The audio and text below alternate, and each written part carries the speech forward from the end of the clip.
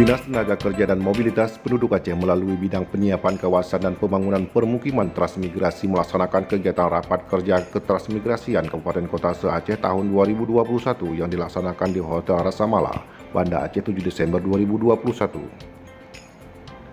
Pelaksana tugas Kepala Dinas Tenaga Kerja dan Mobilitas Penduduk Aceh, Erwin Ferdinand, dalam arahannya sekaligus membuka acara tersebut mengatakan bahwa tujuan dari kegiatan ini adalah untuk melakukan sinkronisasi program pembangunan sarana dan prasarana pemukiman transmigrasi antara pemerintah provinsi dan pemerintah kabupaten kota dan mempercepat pembangunan transmigrasi terutama di kawasan yang masih terisolasi dan tertinggal dengan harapan dapat meningkatkan kesejahteraan para transmigran dan masyarakat sekitar.